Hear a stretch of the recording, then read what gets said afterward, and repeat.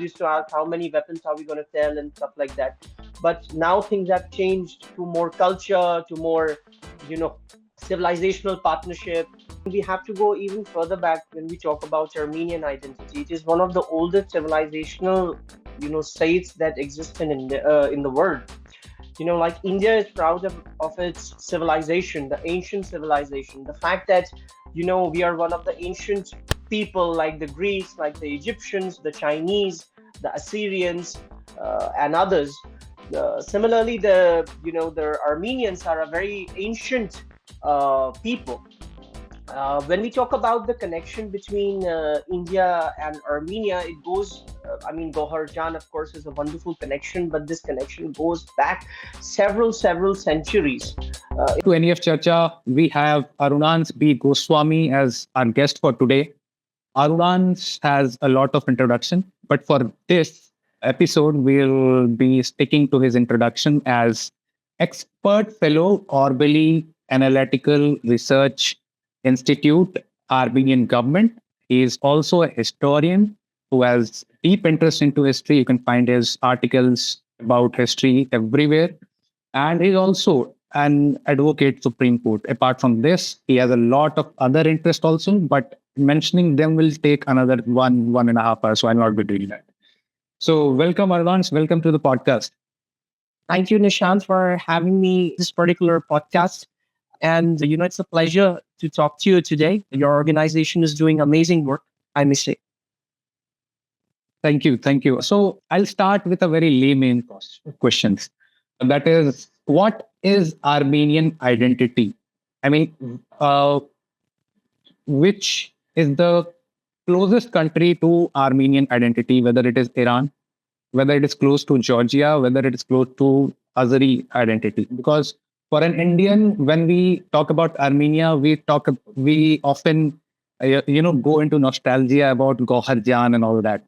Because she was from Armenian descent. Yes. So please explain that for us. Dear Nishant, you have asked a wonderful question. We have to go even further back when we talk about Armenian identity. It is one of the oldest civilizational, states that exist in the world. Like India is proud of its civilization, the ancient civilization. The fact that, we are one of the ancient people like the Greeks, like the Egyptians, the Chinese, the Assyrians, and others. Similarly, the Armenians are a very ancient people.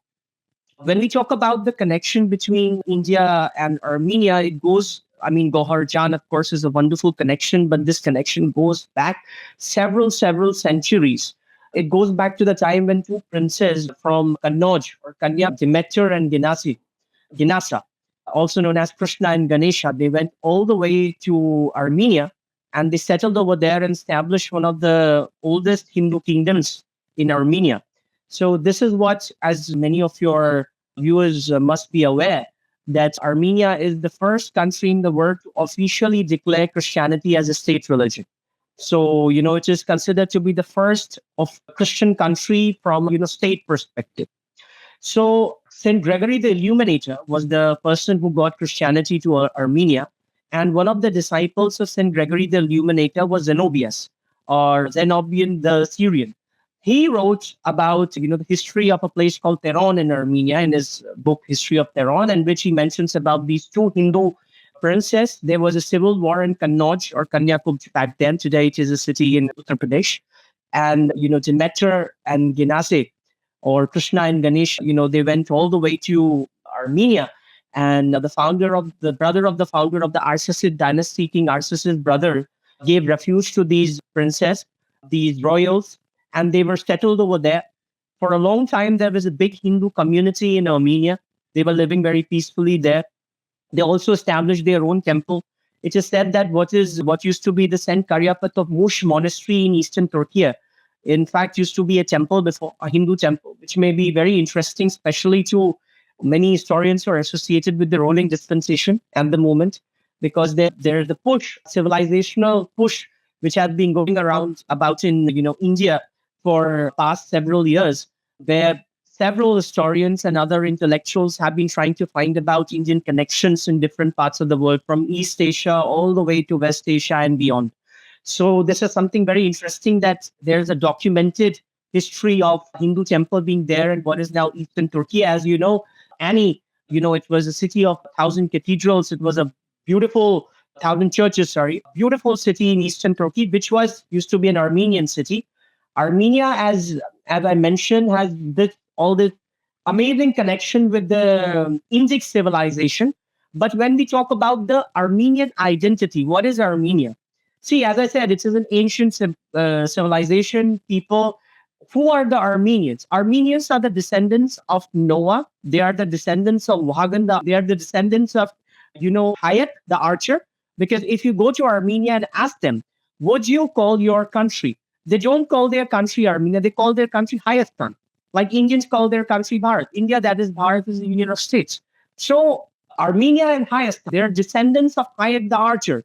And the similarity, if you see Hayek with his bow and arrow, he looks very similar to Arjun, the archer. Or for instance, to Rama with his bow and arrow. And the ancestor of the Armenians, they believe, is Noah.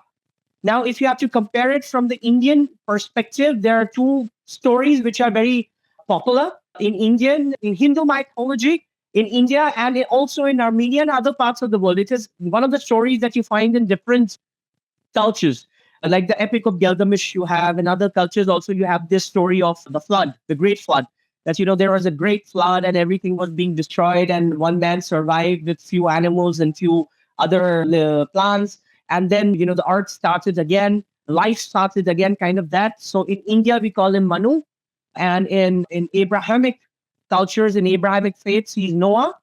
So in India, if we see, it is said that the Manu's boat, the boat that Manu built, the Ark of Manu, basically, it was stationed at, it stopped at what is now Manali in Himalayas. So that mountain is very special for us. There's a temple of Manu there.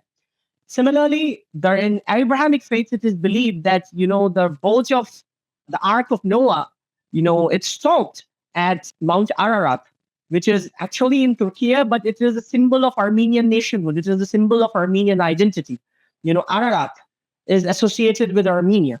And it is said that Noah stopped there, his ark was stopped there. And after that, Noah, along with other, animals and all, he came down and he settled in what is the first place where he set his foot on the ground, after coming down that mountain, was Nakhichevan. Nakhichevan is now exclave of Azerbaijan, but Armenians believe it was the first place where Noah descended and he established his settlement in Nakhichevan. Even it is believed the tomb of Noah, Prophet Noah, Prophet, as in Islam they call him Nuh, Nabi Nuh. So his tomb is believed to be in Nakhichevan. So the Armenians descended from there. It is believed they're descendants of Noah, then Hayek, the archer, and they proudly call themselves as Hayastanis, or, the people of Hayastan. And ancient people, of course, they had Hindu culture. Mentioned about these two royals, Krishna and Ganesha. They had, mixture of, Zoroastrian culture. Because let me tell you, we are closely related to the Zoroastrians of Iran. The ancient Hindus were closely related. If you study the Avesta and you study the Rig Veda, you'll find a lot of similarities. And the language, linguistically, I'm saying. And, the Indo-Aryans and the Iranian Aryans separated and they went to, but Agni, or, became a very important thing associated with both the particular faiths. And these Zoroastrians who settled in, Iran, and who lived in, the land, this area, their faith got extended to different areas in the South Caucasus also, where Iran is presently located. And if you see the old gods of Iran, the old pantheon of Iran, it has influences from Zoroastrianism.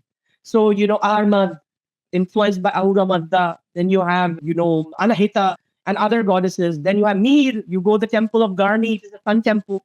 So there are a lot of similarities between the Indian Vedic pantheon, the Zoroastrian, different, deities, and Armenian old pantheon. So this is the ancient past of Armenia, which is very closely linked. They call themselves cousins of Indian people, cousin of Iran, that we are one great, civilization, they believe. You go there, you go to Yerevan and ask the people, they say, oh, we are ancient cousins.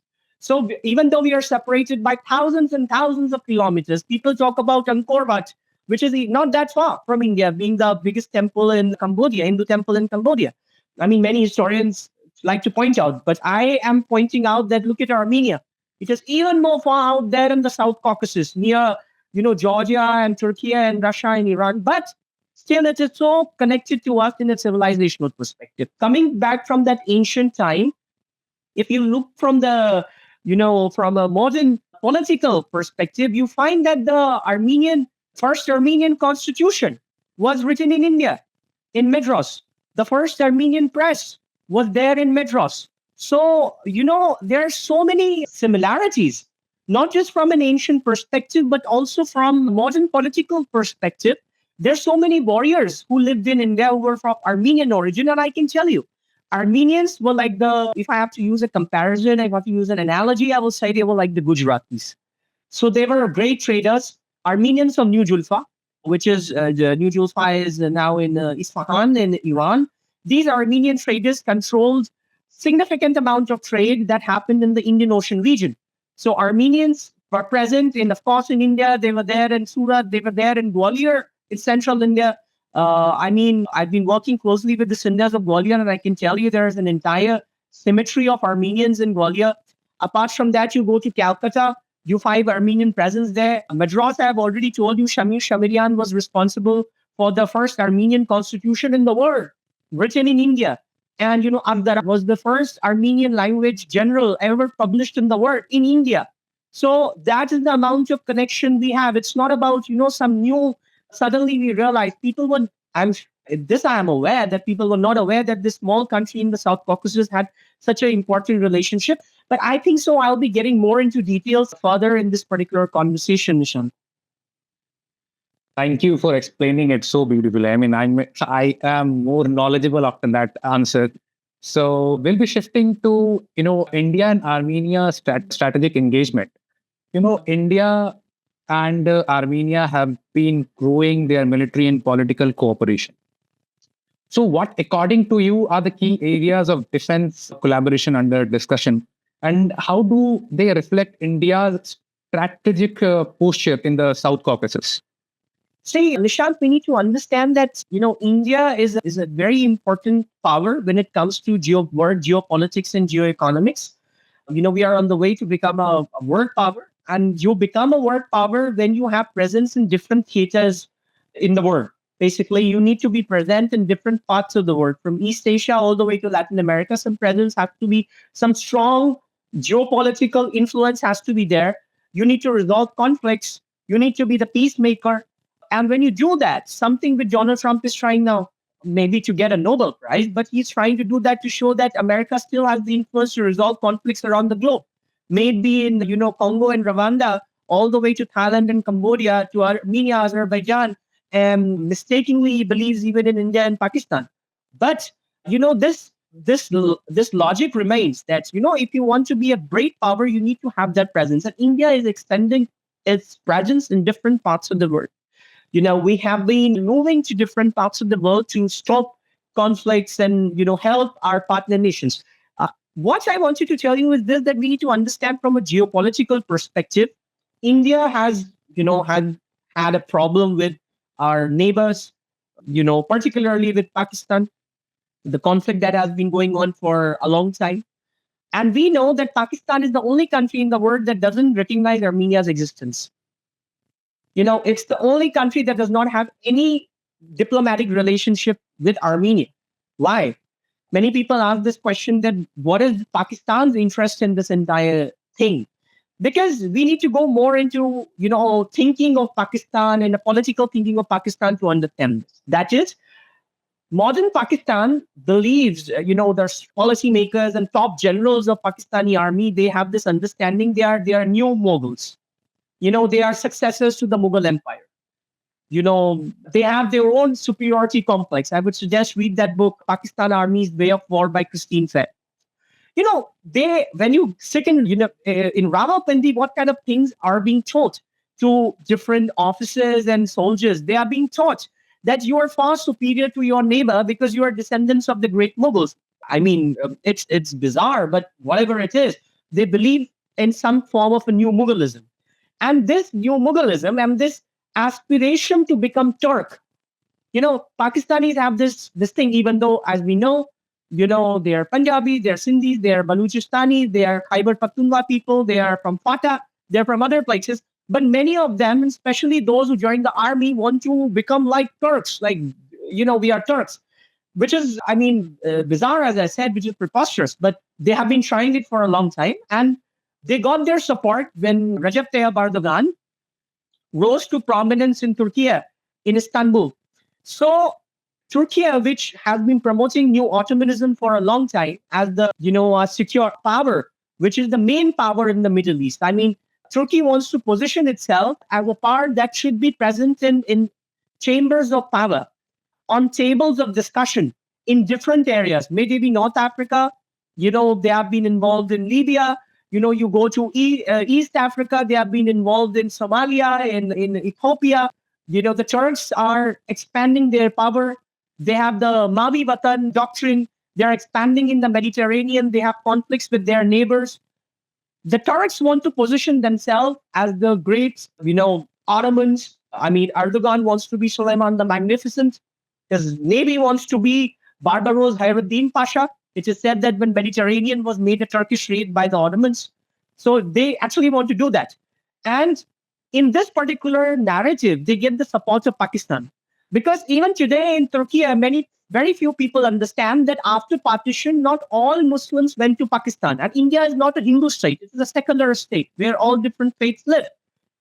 When, Turks are so confused, they believe during the struggle of the Ottomans against their enemies and during the Turkish struggle, the money that was provided, the support that they got, Sultan Abdul Hamid got from South Asia was basically from the Pakistanis, which is a misunderstanding.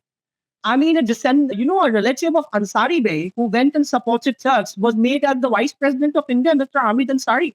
If the Turks want to, fight against India, they need a sound logic. What they, at the moment, they're thinking is it's because of Pakistan. Pakistan is the successor of Indian Muslims. For them, Indian Muslims means Pakistan. India is a Hindu nation. That is the basic Turkish understanding. They don't understand that we have, one of the largest amount of mosques in the world. And, after Indonesia, I guess the second or the third largest Muslim population in the world. So that knowledge is somewhere lacking in the strategic circles of Turkey. And even if they know, they conveniently try to ignore it. That, we have this thing. And because of their relation with Pakistan, and Pakistan has always said that, you are the new Ottomans. Azerbaijan, the strategic ally of Pakistan, are the new Safavids. Because if you go to Nishant, if you go to Azerbaijan, you'll find who are the hero of the Azerbaijani people. Their heroes are Shah Ismail Khatai, the Safavid ruler. Their hero is, weirdly, but Nadir Shah. They believe that Nadir Shah was an Azerbaijani, and the same Nadir Shah took the peacock throne, tucked it out from India. Some people call him Napoleon of India, Napoleon of Asia, and some people call him a big butcher. But Nadir Shah is a hero of the Azerbaijani people. So they have this, they believe, Iran disagrees, but the Azerbaijanis believe that Iran was the Safavid empire, was actually an Azerbaijani empire. And Pakistanis believe that Mughal Empire was somewhat related with modern state of Pakistan. And the Turks believe, the Ottomans believe that they are the successors of the Ottomans. So there have been a strategic synergy between these three nations based on historical reasons and modern economic and political necessities. So this is what they call as the three Kardish or the three brothers. They have come together. And I don't know if it is there anymore, but when I visited Azerbaijan a few years back, in Baku and other places like Sheki and Genja and other places. I saw you could easily see the flags of Pakistan, Azerbaijan, and Turkey, different places. So this is a manifestation. This is the proof that how close these three nations are. They're like brothers. And in this particular scenario, India had to look for an alternative from a political perspective. What are we supposed to do? We have been trading so much with Turkey. Indigo had a partnership. There's still there. If you have to go to Europe and you buy an Indigo ticket from India to Istanbul or the former Constantinople, will be in an Indigo plane. And after that, a Turkish Airways will take you to other places in Europe. So the trade, tourists, Turkey, people were aware that And even today, they say that so many Indians used to come to Turkey to get married. So we were boosting their economy, not realizing that they're so strategically close to, Pakistan. And it's okay. I mean, tourism and all was happening, but to an extent, they were also very mild during that time period. They were like, we are not getting too much in South Asia. It appeared that India are coming closer, and they will shift their statements when it comes to the Kashmir issue. But suddenly we realized that no, Turkey went even further in supporting, Azerbaijan and Pakistan. And during the second Nagorno-Karabakh conflict, Pakistan came out completely in support of Azerbaijan. And therefore, India decided to go and, increase its partnership, its friendship with Armenia, Greece, Cyprus, the regional counters or regional, powers that can be used as a counter to these other powers in this region. Thank you. Thank you. I don't know. I'll be thanking you after each questions, I guess, because you are making me and everyone who is listening to this podcast more knowledgeable. So, like you mentioned about Turkey, Azerbaijan, and Pakistan nexus. So, it has been, I think I have read somewhere that whether it is a Pakistani ambassador to Azerbaijan or Turkey ambassador to Pakistan, they have said that we are one nation, two states. That kind of a thing was said. So they were also building Turkey, Pakistan, and Malaysia were trying to forge an alliance which would be different from OIC. So they were trying to challenge the monopoly of OIC. So that has been the case. But one interesting country that I can see now is Georgia. Georgia also has a role to play here. So where do you see Georgia in all of these, and especially when Armenia is part of CST? Okay. So, Nishant, it's a very nice question because we need to look, when we talk about regional politics, we need to have a holistic approach. And Georgia is a very important player when it comes to South Caucasus. What you were talking about, the ek devlat, ek millat theory that you're talking about, one state, one people, but two states, which has been propagated by, Turkey and Azerbaijan, that we are one people. I mean, this is so weird, Nishant. I just want to tell your viewers that Azerbaijanis who are Shia Turks, according to them, and Turks who are Sunni Turks, they had in the past, if you look in history, they have been fighting for centuries.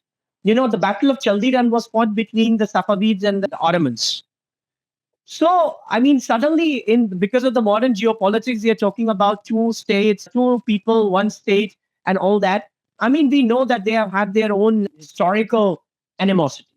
When we talk about Georgia, it is a very, very important state from a particular contemporary perspective because India has this whole thing about INFTC, the International North-South Corridor, it will be connecting India all the way to Russia. And after that, we have worked on other transportation corridors. Also, we have been talking about IMEC, but because of the Gaza war and instability in West Asia, I mean, it's looking very difficult. But, the INSTC is something which is very important. Georgia, you cannot, I mean, if you want to go through South Caucasus to Russia, then you have to pass through Georgia. And Georgia has had its own, issues with Russia. As you know, they fought a war in 2008. There are certain territories of Georgia which are under Russian occupation, South Ossetia, Abkhazia. Russia has it, Georgia has its own problem with Russia. Russia and India have really very good relationships. There are geopolitical complications. But at the same time, Georgia also, has, after our respected foreign minister, Shankar, took and Ketevan's, remains from Goa, we gave that remain back to, the Georgians. We have been doing our own cultural diplomacy. But now let me tell you, when we talk about Georgia, let's understand it from a historical and a contemporary perspective. Georgia, Armenia, and India are connected very closely because during the struggle of Georgia's independence, the Bagrationi dynasty was ruling Georgia. And during that time period, one of the kings there, Irakli, he sent a person, an emissary, to India to talk to an Armenian merchant living in Madras so as to get some money to fund the struggle of independence of Georgia. Because let me tell you this, that Georgia itself has been under the pressure of two big empires on its south and on its north. On the south used to be the Persian, Iranian big states, empires. And on its north was the Tsarist empire, the Romanovs, and later the Bolsheviks. So Georgia has been fighting against both for its own independence. But when it needed monetary support, the Georgians were aware that the Armenians living in India are very rich, particularly in Chennai, which used to be called Madras before. And therefore, this Georgian envoy was sent all the way to Madras to, get that money for Georgia. In addition to that, Georgian king, when you land in Tbilisi, you have the big statue of Vakhtang Gorgisali. Vakhtang Gorgisali himself came to India in the past. Georgian traveler Ranil Dhanibageshwari traveled in India. People know about, Ibn Battuta and others, but they don't know about Georgian traveler Ranil Dhanibageshwari who traveled in India. Georgia, Armenia, and India also share this thing that we are one of the oldest countries that had a Christian culture. India, there were Christians in India living in Malabar and Kerala long before France and Germany had converted to Christianity. St. Thomas the Apostle, one of the disciples of Jesus Christ, came all the way to India, and the Mar Thoma Christians have been living in India for a long period. Similarly, Armenia is the first officially Christian state in the world, and the second officially Christian state in the world. There's a fight, you can say, there's a dispute between Ethiopia or Abyssinia and Georgia. So Georgia also considers, and many consider Georgia to be the second oldest officially Christian state in the world.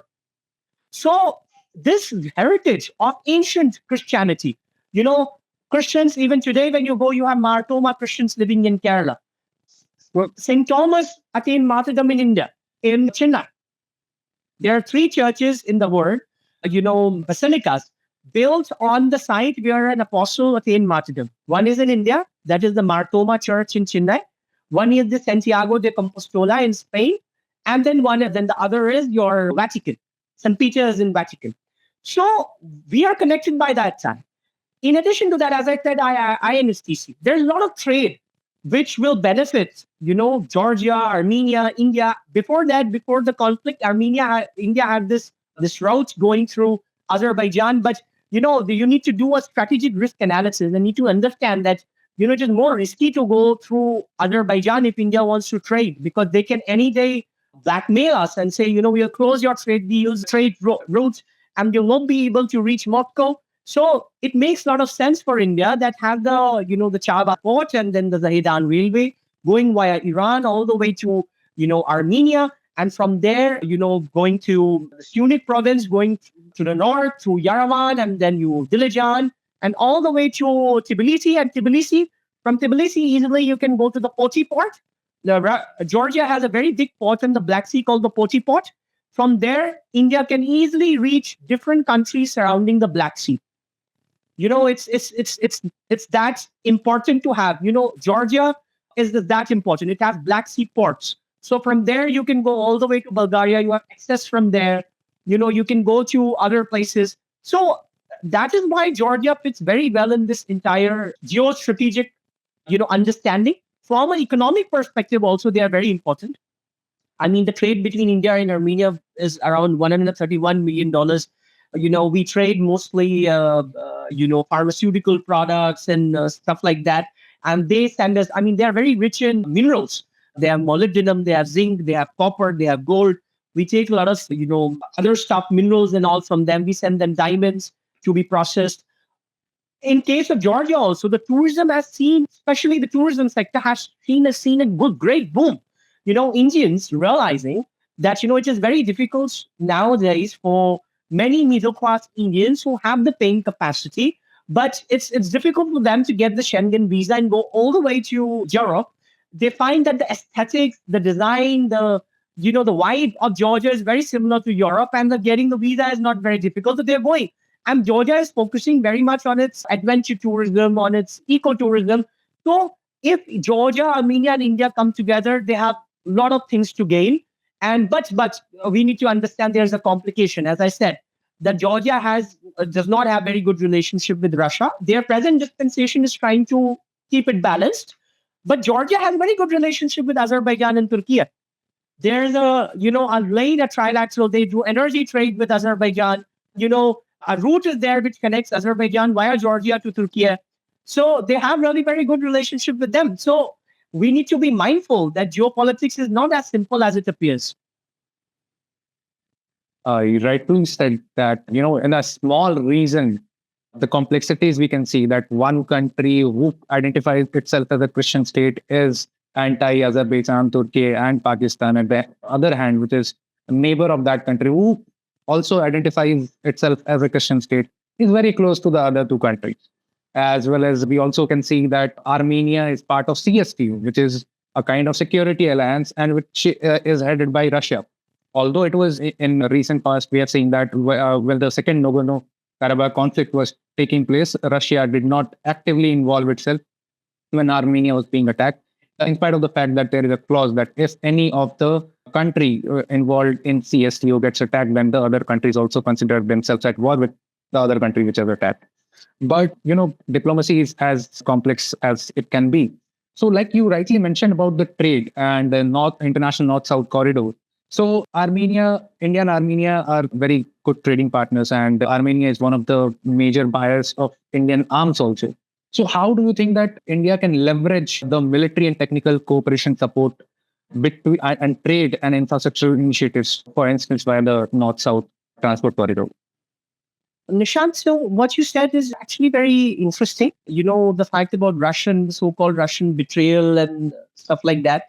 There's a collective security clause, of course. I mean, they need to be protected. It's like NATO. NATO tried to, if you remember, during the Goa conflict, when we were trying to liberate Goa from the Portuguese, the Americans tried to threaten India by saying that NATO will get involved if you try to get your army in Goa. So these collective security organizations have, created a very important umbrella for the nations that are part of these organizations. But at the same time, they have their own politics and own, as I told you, it's not as simple as it appears. I mean, today India has a phenomenal relationship with, for instance, Oman and the UAE, but maybe not that good relationship with Nepal, which is considerably Hindu majority country. So it's not as simple as it appears that black and white. It's not like that. So coming to trade and this understanding. See, things have become very complicated after the recent peace, agreement that has been signed. Armenia and Azerbaijan were there were 35 years of conflict between both the countries. They were suffering because of it, for sure. I mean, what is now Artsakh or Nagorno-Karabakh used to be an Armenian-dominated enclave of Azerbaijan. I mean, like, Azeris have their own, Azerbaijanis have their own claim on it, and Armenians said that it's dominated by the Armenian people. And the root of this conflict goes down to the period of Joseph Stalin, who was a Georgian, by the way. So, things are so complicated that a man from Gori, from Georgia, goes on to become the head of the Soviet Union. And then this conflict is there between Azerbaijan and Armenia. Just after the fall of the Soviet Union, they start fighting against each other that who is going to control the Nagorno-Karabakh. Because the area is very beautiful. It has mountains. There's a lot of economic potential in that particular area. So there have been conflict for that. And we know how the Lachin corridor was blocked by Azerbaijan in the second Nagorno-Karabakh war. All the travesty, how people were asked to leave, how the people left when, their churches are being destroyed, their, for built heritage. Recently, there was a news that the Cathedral of Ani is being converted into a mosque by Turkey. I mean, Turkey and some other countries try to sermonize India about religious tolerance and non-conversion of religious sites. At the same time, they try to convert their own places of worship to other cultures, other religions. In the case of this conflict, economy suffered for sure. I mean, after the migration exodus of so many people from Artsakh, from Nagorno-Karabakh to Yerevan, I mean, there was a lot of impact on the economy because there's so many refugees living now in Armenia, and what will be their future? It needs to be decided with whether they will be taken back in Nagorno-Karabakh or will they live as refugees like the Hindu refugees live in India from Pakistan.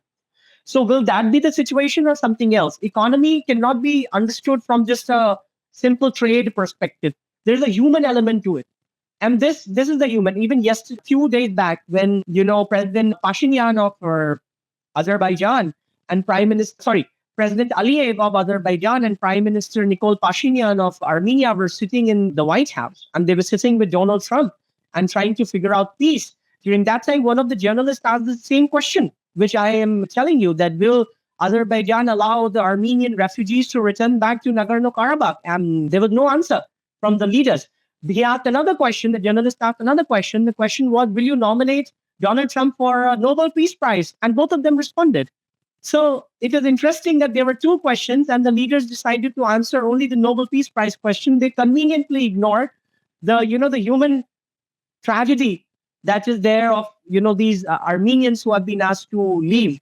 But I'm sure that the government of His Excellency Nikol Pashinyan is concerned about it and will work on this. I mean, after the second Nagorno-Karabakh war, a lot of weapon purchases have been done, but from an Armenian perspective, it is an extra burden on their exchequer, on their own, economy, because they are trying to get best equipments from different parts of the world, especially India. But Nishant, I would like to tell you this. I mean, if we have to send the weapons to Armenia, to support our friend, we have to send it via Iran or an aerial route, or via Chabahar and all the way to Zadan Railway, going all the way to Sunak. And there is a route, the so-called Zangezur corridor, which they were not agreeing to, the Azerbaijanis and the Armenians. They said it will cut Iran from Armenia, basically. And during the recent discussion that took place in Washington, D.C., Trump, a new route, is going to be built there. And it's going to be called the Trump Route for International Peace and Prosperity, TRIP. Now, Mr. Trump, as you know, he wants to, name Gaza as Trump Gaza. He wants to give Trump name to different places around the world. He's a proper real estate man. And he agreed, and he thanked the leaders of Azerbaijan and Armenia, saying that I did not demand it. They decided to name it TRIP. They decided to name it Trump Route for International Peace and Prosperity. And what was the reaction of Iran? I remember, Nishant, you asked me a question about Iran and Armenia. Iran and Armenia are very close, because of the fact that, old Chanakya or Machiavellian or Sun Tzu understanding of, how to improve your power. And in India, we say, right, that enemy of your enemy is your friend. Azerbaijan has, there are a lot of Azeri people living in near Tabriz in Iran. And it is believed that, Azerbaijan, which is very close to Israel, can use these Azeri people against Iran. So Iran is very close to Armenia. Even though Iran is an Islamic state, it is Islamic Republic of Iran, it is Shia. Both Azerbaijan and Iran are Shias, but both are enemies, frankly speaking. Iran is close to Armenia. And during that, what basically Mr. Trump has done is he plans to build, the Armenians will control it under the law of Armenia. But Mr. Trump's companies and all, not his personal companies, but American companies, he will sublease to the American companies, and they will build this strip or Trump Road for International Peace and Prosperity, which will cut Iran from Armenia, and it will join Azerbaijan to Nakhchivan. In a way, Mr. Trump will facilitate the access of Turkey to Caspian Sea or Karaganese. Khazardanese. So from, Turkey already has access to Black Sea, that is Karaganese. And through this road, they will reach, they will go to Nakhchivan, and from Nakhchivan through the Trump route, Turkey is already a part of NATO. They will go to Trip, and they go to Azerbaijan, and from Azerbaijan, they have access to the Caspian Sea, to the Khazardanese. And from the Caspian Sea, they can go to, Kazakhstan, they can go to Turkmenistan, there are ports there. So what Trump has done is, there was a great dream of Turkey to create a united Turan, extending all the way from Constantinople, from Sarajevo, not even Constantinople, Istanbul, from Sarajevo in Bosnia-Herzegovina, all the way to Xinjiang in China, a united Turan that Turkey wanted to create.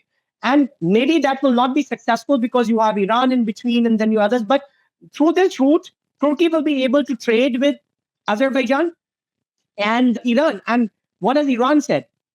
Even though this will be very good for trade, Excellency Pashinyan was mentioning that there should be a crossroads of peace respecting the sovereignty of Armenia. Trade should prosper. Trade will help all the countries of the region. But the question is this trade acceptable to Iran?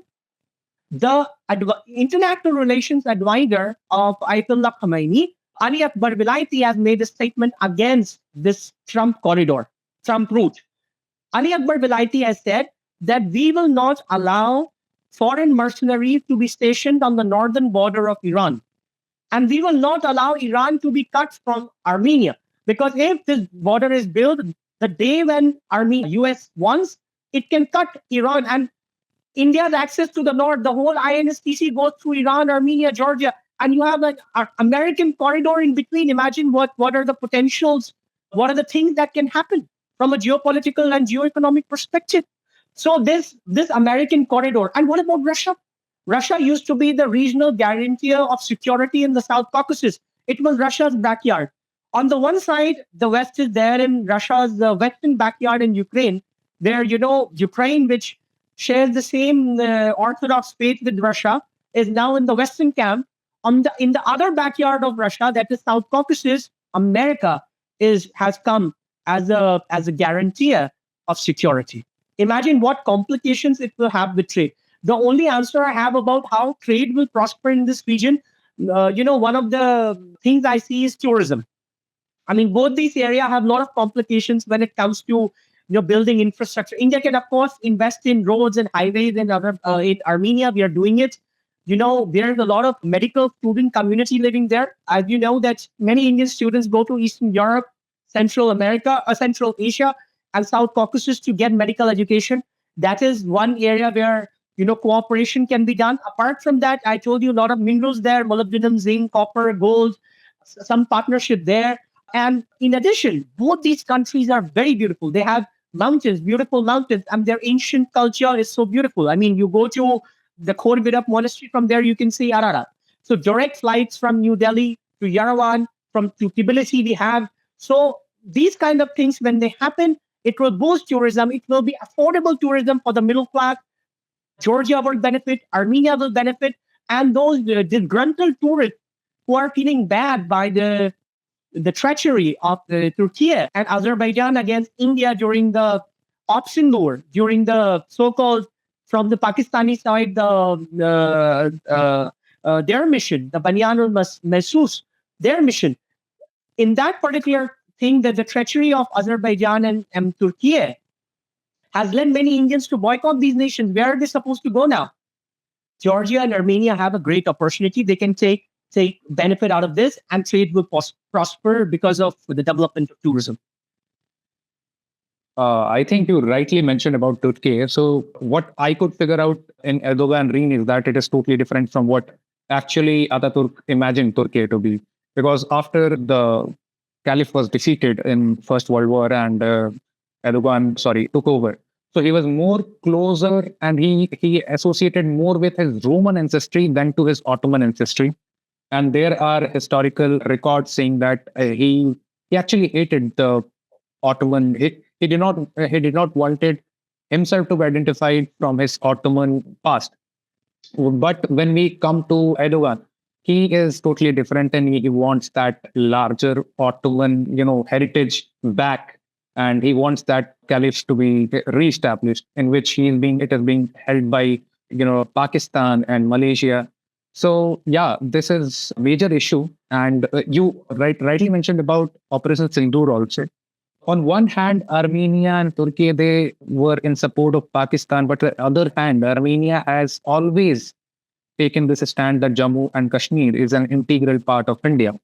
Although we have not been reciprocating the same because of our diplomatic, restraints. But when it comes to Armenia, we feel to be more closer about to that country. And you mentioned about the Lachi corridor blockade.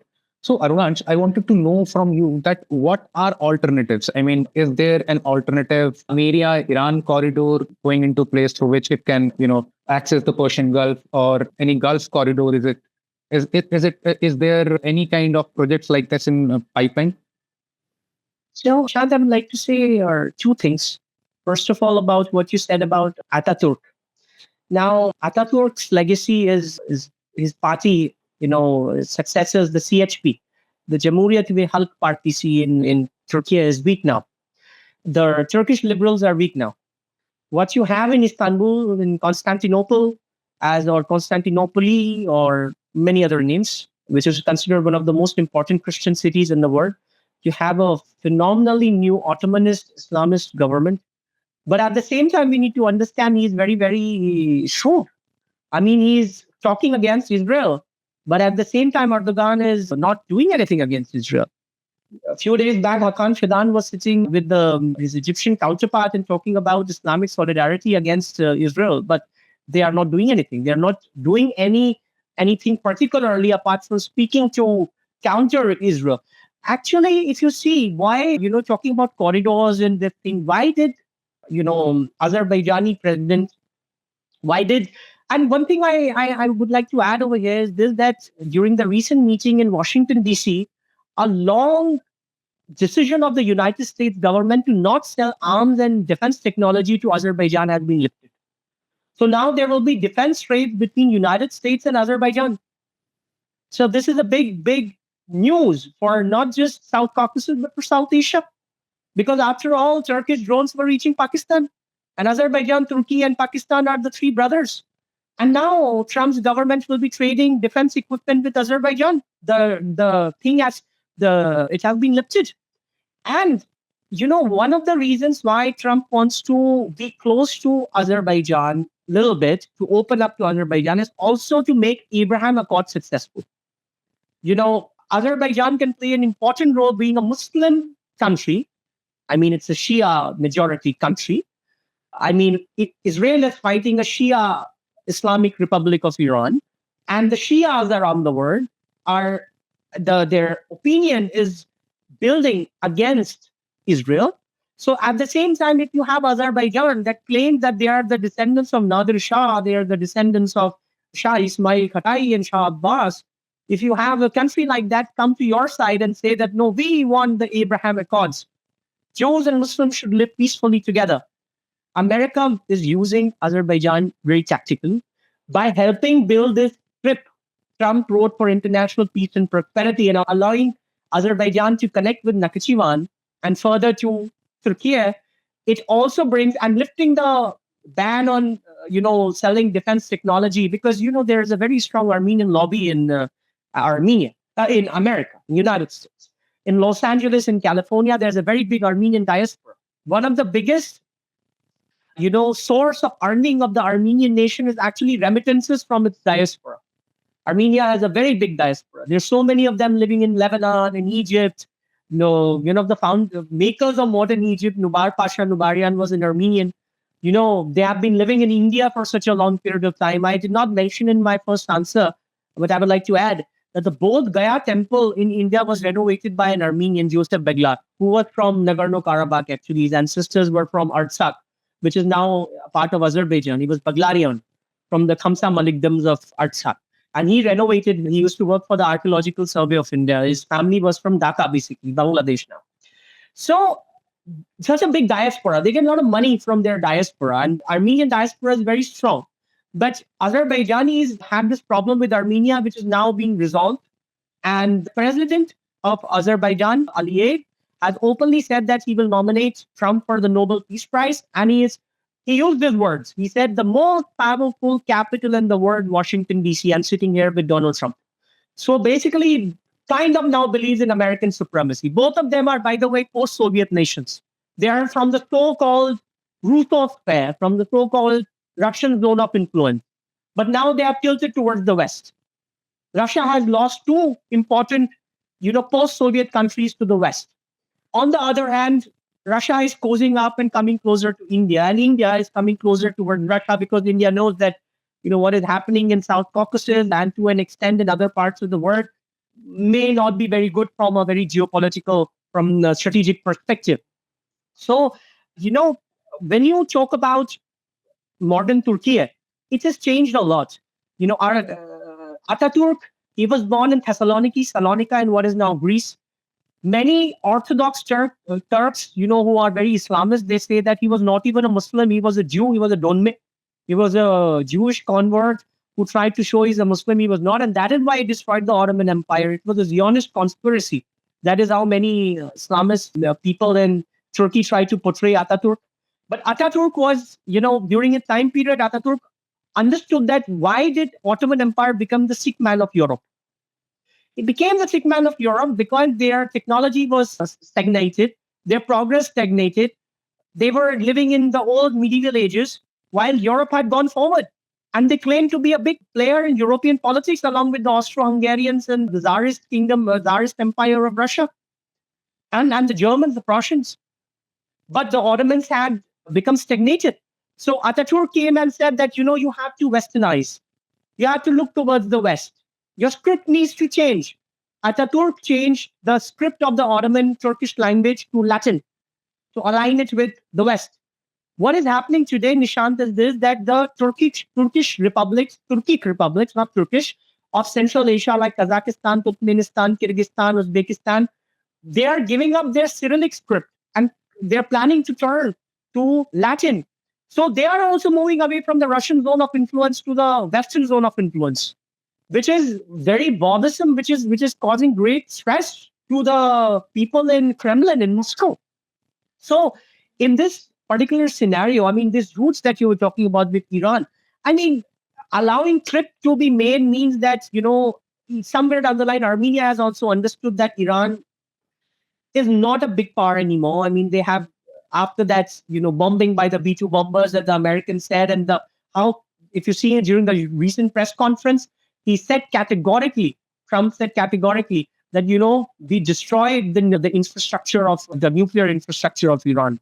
So this Iranian thing, even the Armenians have understood, and they now believe that, United States and Washington will be the better guarantor of peace. It can actually enforce peace in South Caucasus. Any misadventures from Azerbaijan can be stopped. So this is their belief. So trade will continue. I don't think so. Apart from the already existing routes and trade mechanisms, they already have the crossroads of peace narrative that, Armenia will be a hub of, trade. It will be like it's between the East and the West. So from Russia to Iran trade, and from East, from India and other places all the way to the West, Armenia is open for trade. They have come up with this entire proposal, opening up their trade stations, all ports, inland ports, and dry areas, opening up the borders. All those things they are okay with, But at the same time, they also understand that Iran is not that big a power after this recent conflict. But again, I'm not saying or denying that they don't have a strong relationship with Iran even now. They do have, because Iran has been categorically saying for a long time that they respect the sovereignty and integrity of Armenia, while many nations haven't. And one thing I would like to tell Nishant is this: what can India do now? I mean, India has not officially taken many stands which they were expecting we will take. If we want to counter Turkish Azerbaijani propaganda, then we need to recognize Armenian genocide officially. Recognition of Armenian genocide can play a very important role in strengthening the relationship between India and Armenia, and also, countering the narrative of Turkey about Kashmir in OIC, in Organization of Islamic Cooperation, and on other platforms. What Turkey is saying, what Erdogan is saying can be countered by recognizing the Armenian genocide and also the plight of the Armenian refugees who now live in Armenia. Will they get back the right to return to Nagorno-Karabakh? That is also a question. But peace, we should, blessed are the peacemakers, as it is said in the Bible. That is what His Excellency Nicole Pashinyan quoted in Washington also. So let's give a peace a chance. Let there be peace in South Caucasus. Let there be peace in South Asia.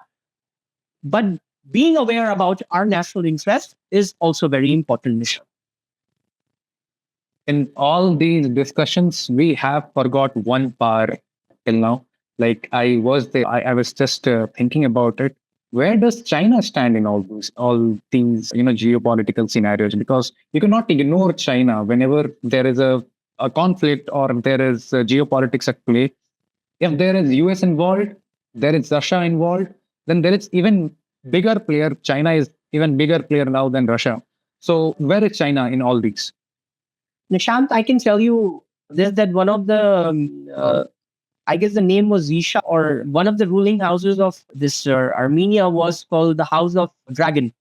So Dragon is there. I mean, they used to associate, Armenians did not associate Dragon with China. They associated it with India, Takshak. So their understanding of dragon is different. But in modern geopolitical terminology, China is often referred to as a dragon. And the dragon is not getting out of the picture. So yes, they are there. They want to establish the corridor, as we are saying that, the Belt and Road Initiative is there. In addition to that, China wants to be the main partner of infrastructure building of most of the countries in the global south, even in the South Caucasus. They want to be the main partners. So they want to build. I mean, in Greece is such a strong partner of India. The Piraeus port is with China. So Chinese are growing. They definitely want to be their main infrastructure builders. Once they build the infrastructure by giving their loans and all those things, their debt trap diplomacy works quite well for them. And they have used it in Sri Lanka. They have used it in other places. They want to go. They want to use their engineering expertise to build quality infrastructure in different places from the Balkans to South Caucasus and show the Chinese potential that if these countries befriend China, then they will get quality infrastructure cheaper. That is what China wants to show. That we are not getting into your historical arguments. What we are getting into is we offer you the best technology and the best engineering. You take it from us cheaply. And in addition to that, China is slowly and steadily growing its think tank influence in Armenia. So, Chinese think tanks are working very closely with Armenian think tanks, and they're trying to portray themselves. The Chinese are trying to portray themselves as the well-wishers of Armenia. But at the same time, we know what Armenia is trying to do. It wants step hold in a particular region. So maybe in Africa, where China has reached different places today, not just China, even Turkey, as I said. Turkey is a big player in West Africa, in East Africa. We are ignoring Turkey. We just realized after Operation Nur that we should not ignore Turkey. They're growing very fast, not just in their own region and other regions. And China, at the moment, after this recent Trump decisions, the 50% tariff and other decisions, India, there is kind of, kind of a situation in which the relationship of between India and China are improving. And it is said that Putin, the dates are almost finalized. He'll come to India and then our leaders will go for the SCO meeting in China. So, I mean, there's some kind of a trilateral between India, China, and Russia, which is developing because of the pressure of the West. We know what is happening. Even now, just a day back, Asim Munir was there in Washington. So if the Pakistani field marshal is going to run around in Washington, D.C., then India also need to understand that we have our own national interest and strategic priorities. And China at the moment is going down in its narrative. I mean, it has given certain statements. Their officials have given statements which are kind of pro-India in the recent past. So things are constantly changing and changing very fast internationally. And the recent peace agreement between Azerbaijan, Armenia, with the support of the United States, is going to play a big role in how the relationship between China, India, and Russia will also shape when it comes to South Caucasus. Like this would be my last question. With Trump at helm, and even we have been seeing it since a long time, that traditional alliances are being broken. I mean, Russia not coming to help Armenia when it was needed, or let's say the tariffs put by US in India when it was being said that US and India are getting closer and closer. So is there any kind of multinational framework that can come into play with, France, Cyprus, Greece, and Armenia? They come together and forge an alliance. Do you have any, if you can just enlighten us? Yes, I mean, there's been a demand. I mean, the Greek foreign minister once talked about the Quad of the Eastern Mediterranean. I mean, the fact that, India, Greece, Cyprus, Israel, countries like that can come together. Then there was a talk about, Armenia and India and Greece coming together when it comes to defense partnership, some formal strategic military alliance kind of a thing. But it looks quite far-fetched. Why? Because if you see France is a very important part of Europe. It's like a Western European powerhouse. It's part of NATO. And I mean, Trump will not let, Western European countries get into such kind of defense partnerships and all that. I mean, it's difficult today, Nishant, to, compete with the United States. And even France knows that. So even though we have been the European nations have been fighting to decide which country will be the gateway of India to the Europe. Like, will Marseille in France will be the gateway of India to Europe, or will Greece be, Cyprus be? People are fighting. They're saying, India uses as the gateway to Europe. But India needs to understand that, people have their own national interest. Armenia does not keep, they're not interested in just buying arms and arms and arms, and they want peace. They want to invest in their own people. So it's not a long term strategy. How do you, just by saying that, Indians are selling arms to Armenia, it's wonderful. It's good for our Make in India, Atmanirbhar Bharat. But at the same time, India needs to take strong decisions like recognizing Armenian genocide and saying that, we stand with you. Why will, if we need support of people from such countries to recognize the Hindu genocide, for instance, in Kashmir, or the Kashmiri Pandit exodus, or other things, then you have to respect their sensibilities also. So this thing is there. But when we talk about the defense alliance, it is very difficult for Cyprus. I mean, Modi did go to Cyprus. He did go and see northern Cyprus from, with that famous photo which came with Modi looking towards northern Cyprus flag.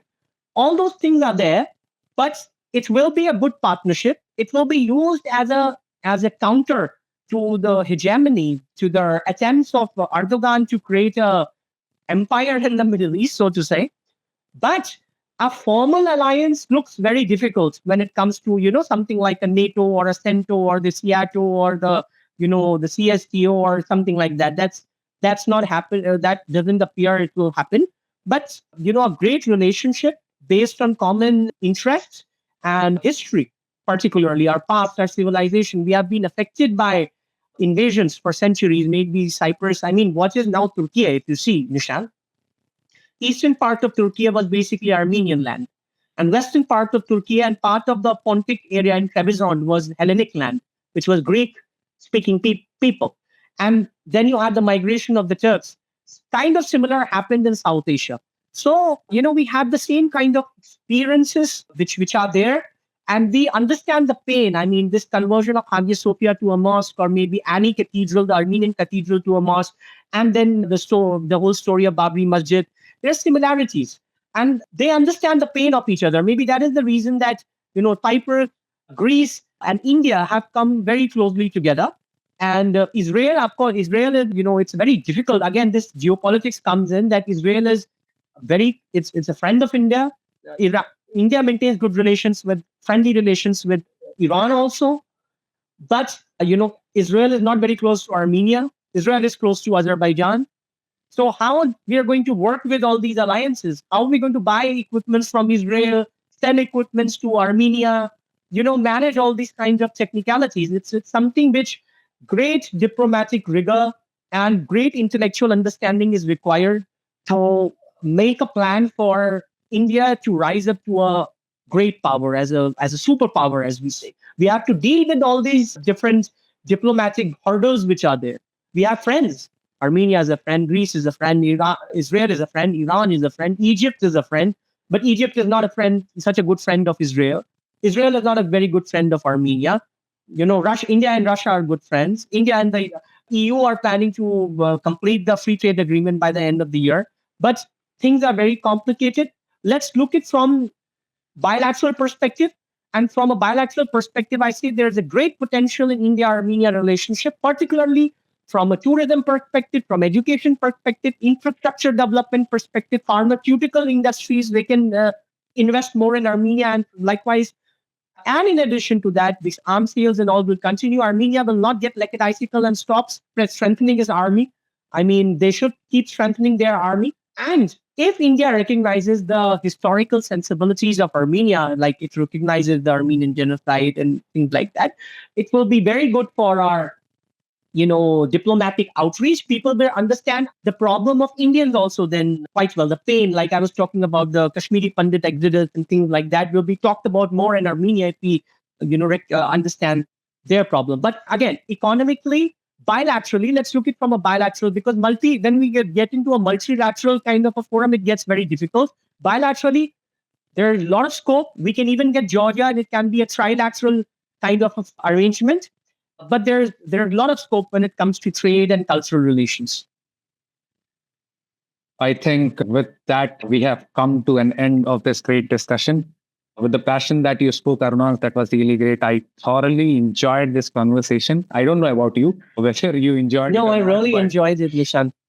yeah. Really So enjoyed it.